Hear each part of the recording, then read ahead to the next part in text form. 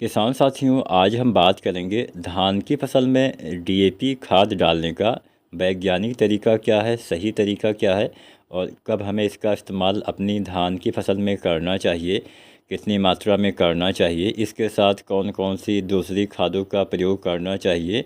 अगर हम डीएपी खाद का इस्तेमाल करते हैं तो इससे फ़ायदा क्या होता है और तमाम जानकारी इससे संबंधित आपको मिलने वाली है। इसके अलावा कौन कौन सी खादों का इस्तेमाल करें, एकदम कंप्लीट जानकारी आपको देने का प्रयास करेंगे ताकि आप भी एक ही वीडियो में आपको पूरी जानकारी मिल जाए कि कितना डीएपी डालना है, कितना यूरिया, कितना पोटास और कितना हमें दूसरी खादों का इस्तेमाल करना है, सूक्ष्म तत्व की पूर्ति कैसे करना है। ये तमाम जानकारी आज की वीडियो में आपको देंगे, तो पूरा वीडियो आप ज़रूर देखिएगा। सबसे पहले बात करते हैं कि हमें धान की फसल में डीएपी का इस्तेमाल करना कब चाहिए। किसान साथियों, जैसा कि आप सभी को पता होगा, डीएपी को हम डाई अमोनियम फास्फेट के नाम से जानते हैं। इसमें नाइट्रोजन के साथ फास्फोरस की मात्रा पाई जाती है। विशेषकर हम फास्फोरस की पूर्ति के लिए ही जो है डीएपी का इस्तेमाल करते हैं, क्योंकि नाइट्रोजन की पूर्ति तो हम यूरिया डाल के भी कर सकते हैं। तो यहाँ पे सबसे पहले हम बात करेंगे समय के बारे में, कब इसका इस्तेमाल हमें धान की फसल में करना चाहिए। किसान साथियों, ज़्यादातर किसान साथी धान की रोपाई विधि से खेती करते हैं। अगर आप धान की रोपाई विधि से खेती करते हैं तो धान की जब आप खेत तैयार करते हैं, अंतिम जुताई के समय आपको डीएपी का इस्तेमाल धान की फसल में कर देना चाहिए। अगर आप धान के सीधी बिजाई करते हैं तो उसमें भी आपको ऐसे ही करना है। अंतिम जुताई के समय डीएपी का इस्तेमाल कर देना है ताकि डीएपी मिट्टी में आसानी से मिल जाए, डीएपी मिट्टी के नीचे वाले भाग में भी चला जाए, जिससे जब जड़ें हमारी वहां तक जाएं तो डीएपी का मतलब उपयोग पौधे कर पाएँ। अब डीएपी के साथ सबसे बड़ी समस्या क्या होती है कि यह एक लगभग स्थिर तत्व होता है। स्थिर के बारे में आपको पता होगा, अगर आपने इसको मिट्टी में नीचे डाला तो नीचे रहेगा, अगर आपने ऊपर से डाला तो ज़्यादातर हिस्सा ऊपर ही रह जाता है। अब क्योंकि अगर आप इसका इस्तेमाल रोपाई करने के बाद में करते हैं तो बाद में करने से होता क्या है कि इसका पौधे ज़्यादा प्रयोग नहीं कर पाते हैं। अब जैसा कि मैंने आपको बताया कि शुरुआत में जब आप डीएपी का इस्तेमाल अगर आप खेत तैयार करते समय करेंगे तो मिट्टी में वो मिक्स हो जाता है, तो नीचे भी रहेगा, कुछ हिस्सा ऊपर भी रहेगा, जिससे क्या होता है कि जब पौधे के जड़ों का फैलाव होता है तो जड़ें तक आपका जो फास्फोरस है वो आसानी से पहुंच जाता है। लेकिन वहीं अगर आप बाद में ऊपर से इसका इस्तेमाल करते हैं तो ये समस्या आती है कि जड़ों तक ये आसानी से पहुंच नहीं पाता है या बहुत कम मात्रा में उसका प्रयोग पौधे कर पाते हैं, जिससे आप खादों का इस्तेमाल भी करते हैं, उसका लाभ भी नहीं मिलता है। तो अगर आप चाहते हैं कि डीएपी में जो फास्फोरस है उसका ज़्यादा प्रयोग पौधे कर पाएँ, क्योंकि हम फास्फोरस के लिए ही उसका इस्तेमाल करते हैं। अब फास्फोरस अगर आपके पौधे नहीं लेंगे तो आपको नुकसान क्या होगा पौधे को, ये भी आप जान लीजिए। फास्फोरस ना होने से पौधे में जड़ विकास की समस्या आएगी, तने आपके कमज़ोर रह जाएंगे। पौधे में अच्छे से भोजन पहुंचाने के लिए भी फास्फोरस का होना आवश्यक है। पौधे में जो ऊर्जा बनती है उसको पौधे के विभिन्न भागों तक पहुंचाने का काम भी फास्फोरस का होता है, एक हिसाब से ट्रांसपोर्ट का काम करता है। फल फूल बाली दाने के विकास में भी काफ़ी हेल्प करता है। अगर फास्फोरस की कमी रहेगी तो निश्चित ही आपके पौधे कमज़ोर रहेंगे, कल्ले उसमें कम आएंगे, फुटाव कम होगा, पौधे की बढ़वार भी बाधित होगी और आपके पौधे में, आपकी फसल में उत्पादन में भी कमी देखने को मिलेगी, फसल पकने में भी दिक्कतें आ जाती हैं। तो फास्फोरस की पूर्ति के लिए डीएपी डालते हैं, तो डीएपी कब डालना है, समय आपने जाना, रोपाई करने से पहले, खेत तैयार करते समय। किसी भी फसल में, हम धान की ही बात नहीं करते हैं, जब भी आप फास्फोरस वाली कोई भी खाद डालिए, केवल यहाँ पे डीएपी की बात नहीं हो रही है। डीएपी में 46% आपका फास्फोरस होता है, तो कोई भी फास्फोरस वाली खाद, चाहे डीएपी हो, चाहे सिंगल सुपर फास्फेट हो, चाहे कोई एनपीके हो। एनपीके तो चलिए बहुत तरह से आते हैं, एनपीके 12, 32, 16 सबसे ज़्यादा इस्तेमाल किया जाता है।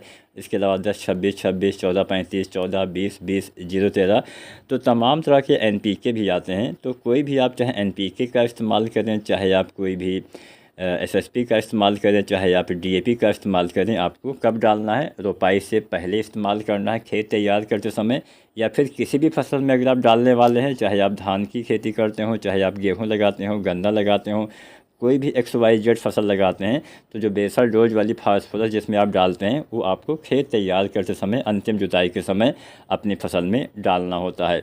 ये तो बात रही कि आपके पौधे इसका ऐसे ज़्यादा प्रयोग कर पाएंगे। अब बारी आती है कि कितनी मात्रा में इसका इस्तेमाल करना है। संतुलित मात्रा में अगर आप खाद का इस्तेमाल करेंगे तो आपको फ़ायदा बढ़िया मिलेगा। अगर आप आवश्यकता से कम या ज़्यादा इस्तेमाल करते हैं तो ना तो बहुत ज़्यादा फ़ायदा मिलेगा, आपको नुकसान भी हो सकता है।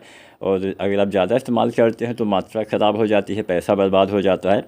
तो और ज़्यादा खाद भी नुकसान करती है, ऐसा नहीं कि हाँ कोई चीज़ ज़्यादा रहेगी तो फ़ायदा करेगी।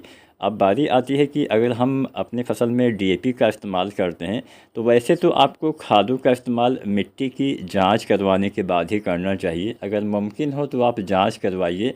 अगर आप जांच करवाते हैं तो वहाँ पे आपको एकदम सही से पता चलता है कि हाँ हमारे खेत में कितनी मात्रा में किन तत्वों की कमी है, कितनी मात्रा में हमें क्या डालना है। वो सबसे अच्छा तरीका होता है।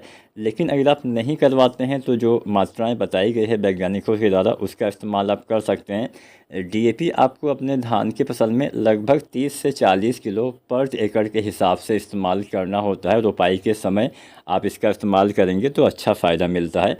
तो 30 से 40 किलो डीएपी डालिए। कोई वैरायटी जल्दी तैयार होती है 30 किलो, मध्यम अवधि की वैरायटी है 35 किलो, देर से तैयार होती है तो उसमें 40 किलो आपको डीएपी खाद का इस्तेमाल करना है। ये तो डीएपी की बात हो गई, इतना आपको इस्तेमाल करना है।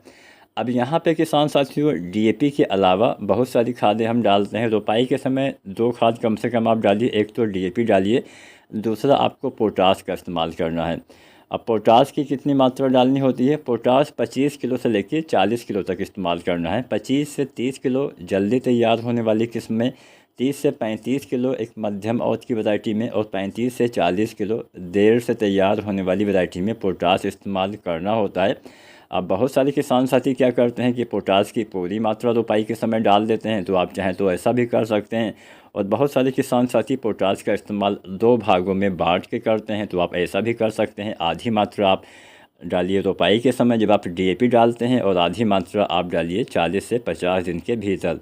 यानी मान लीजिए आप 30 किलो पोटास डालने वाले हैं, एक मध्यम अवधि की वैरायटी है, तो 30 किलो पोटास आपको डालना है 15 किलो रोपाई के समय, 15 किलो लगभग 40, 45 या 50 दिन तक। 50 दिन के अंदर धान की फसल में सभी दानेदार खादों का इस्तेमाल कर देना है। कोई वैरायटी जल्दी तैयार होती है तो आप 40 दिन के भीतर ही डाल सकते हैं। अब यहाँ पे हमने डीएपी के बारे में बताया, यहाँ पे हमने पोटास के बारे में बताया। पोटास इसलिए आवश्यक है क्योंकि हम पोटास का इस्तेमाल आजकल नहीं कर रहे हैं। पोटास की कमी हमारी मिट्टी में ज़्यादा देखी गई है और निश्चित ही उत्पादन कम होने का एक सबसे बड़ा कारण पोटास की कमी भी हो सकती है। अब यहाँ पे एक खाद बची यूरिया। यूरिया के इस्तेमाल से नाइट्रोजन की पूर्ति होती है, जैसा कि आपको पता ही होगा। क्योंकि हम डीएपी का इस्तेमाल करते हैं उसमें भी नाइट्रोजन होता है, तो यूरिया का इस्तेमाल रोपाई के समय ना करके आप रोपाई के 1 सप्ताह के भीतर करिए। यूरिया बहुत ज़्यादा पानी भरा रहता है, अगर आप उसमें डालते हैं तो उसका पौधे कम प्रयोग कर पाते हैं। तो बेहतर है कि आप यूरिया 1 सप्ताह के भीतर रोपाई करने के बाद डालें, तो वो अच्छे से काम करेगा। यूरिया कितना डालना है? अगर आपने रोपाई के समय डीएपी डाला हुआ है तो ऐसी दशा में यूरिया आपको 16 से 20 किलो पर एकड़ के हिसाब से इस्तेमाल करना है, पहली मात्रा। दूसरी और तीसरी मात्रा यूरिया 3 बार डालना है। पहली मात्रा रोपाई के समय और दूसरी मात्रा आपको डालना है 25 दिन के आसपास, 25 से 30 दिन पे। तो दूसरी बार 30 से 40 किलो यूरिया 25 से 30 दिन पे और अंतिम यूरिया 40 से 50 दिन पे 30 से 40 किलो देना होता है। वहीं अगर आप डीएपी नहीं डालते हैं, सिंगल सुपर फास्फेट डालते हैं, तो यूरिया आपको रोपाई के समय ही देना चाहिए, क्योंकि आपने कोई भी नाइट्रोजन वाली खाद नहीं डाली हुई है। इसके अलावा किसान साथियों आपको जो है यूरिया की मात्रा भी बढ़ानी है, तब आपको रोपाई के समय भी लगभग 30, 35, 40 किलो यूरिया देना चाहिए। मतलब हर बार 30-40 किलो देना है। अगर आप डीएपी डालते हैं तो कुछ पूर्ति हो जाती है नाइट्रोजन की, इसलिए आपको मात्रा थोड़ा कम कर देना होता है। तो यहाँ पे यूरिया, डीएपी, पोटास के बारे में हमने जाना। अब जानते हैं कुछ सूक्ष्म तत्वों के बारे में जिनका प्रयोग हम ज़्यादातर करते हैं। अब बहुत सारे किसान साथी या फिर लगभग ज़्यादातर किसान साथी जिंक तो डालते ही डालते हैं। जिंक का इस्तेमाल भी आपको रोपाई के समय नहीं करना है। अगर आप करते हैं तो ये सबसे बड़ी गलती होगी। अगर आप जिंक और जो डीएपी है एक साथ मिला के इस्तेमाल करते हैं, ये दोनों चीज़ें मतलब एक हिसाब से बेकार हो जाती हैं। रिएक्शन होता है, एक नया तत्व बन जाता है जो अघुलनशील होता है, जिंक फास्फेट बन जाता है जो पौधे भोजन के रूप में नहीं ले पाते हैं। तो कभी भी धान की रोपाई के समय आपको किसान साथियों जिंक सल्फेट नहीं डालना है, चाहे जिंक सल्फेट 33% वाली हो, चाहे हो जिंक सल्फेट 21% वाली हो। तब बात आती है कि हमें आखिर डालना कब है। जब आप दूसरी बार यूरिया डालते हैं 25 दिन के आसपास, तब आपको उसी यूरिया के साथ जो जिंक आती है 33% वाली, लगभग 5 किलो या अधिकतम 7 किलो, या फिर जो 21% वाली जिंक आती है 8 से 10 किलो पर एकड़ के हिसाब से आपको इस्तेमाल करना चाहिए। वैसे आप जिंक का स्प्रे विधि से भी प्रयोग कर सकते हैं, उसमें आपको फ़ायदा मिलने की संभावना ज़्यादा रहती है, क्योंकि ये जितने माइक्रो न्यूट्रिएंट्स होते हैं, कई बार मिट्टी का पीएच वगैरह ज़्यादा होने से थोड़ी समस्याएं आ जाती है, पौधे उसका कम उपयोग कर पाते हैं, वो भी ज़्यादातर अघुलनशील ही हो जाते हैं। तो ऐसी कंडीशन में अगर आप जिंक का भी स्प्रे विधि से प्रयोग करें तो अच्छा रहेगा। अब चिलेटेड वाले जिंक भी आती है, उसका भी आप स्प्रे विधि से प्रयोग कर सकते हैं। 33% वाली भी डाल सकते हैं, 21% वाली भी डाल सकते हैं। 33% वाले जिंक का स्प्रे करना है तो 750 ग्राम मात्रा लेनी है, साथ में 1-2-3 किलो आप यूरिया मिला सकते हैं। अगर आप 21% वाला जिंक का स्प्रे करते हैं तो लगभग 1 किलो मात्रा लीजिए, साथ में 2-3 किलो यूरिया मिला लीजिए। चिलेटेड वाले जिंक भी आप इस्तेमाल कर सकते हैं 100 से 120 ग्राम के आसपास, और साथ में यूरिया आपको मिलाना है। जिंक सल्फेट के साथ यूरिया अवश्य मिलाना है, क्योंकि सिंगल जिंक का स्प्रे करने से नुकसान हो सकता है। और जिंक का अगर आप स्प्रे जैसे प्रयोग करते हैं तो 2 या 3 बार आपको स्प्रे करना पड़ेगा, इस बात का ध्यान देना है। बाकी आप कोई भी ग्रोथ प्रमोटर वगैरह डालना चाहते हैं तो अभी आपको रोपाई के 10 दिन के भीतर या 1 सप्ताह के अंदर ही प्रयोग कर देना चाहिए। सागरिका वगैरह डालना चाहते हैं तो आप 1 सप्ताह के भीतर डाल देंगे तो अच्छे से वो ज़्यादा काम करेगा। अगर आप देर में डालते हैं तो उसका भी ज़्यादा प्रयोग पौधे नहीं कर पाते हैं। तो ये छोटी छोटी बातें आपको ध्यान देना है, समय से खादों का इस्तेमाल करना है, समय से रोपाई करनी है, तो आप भी धान में निश्चित ही इस साल ज़्यादा से ज़्यादा जो है उत्पादन ले पाएंगे। वीडियो अच्छी लगी हो लाइक करें। धन्यवाद।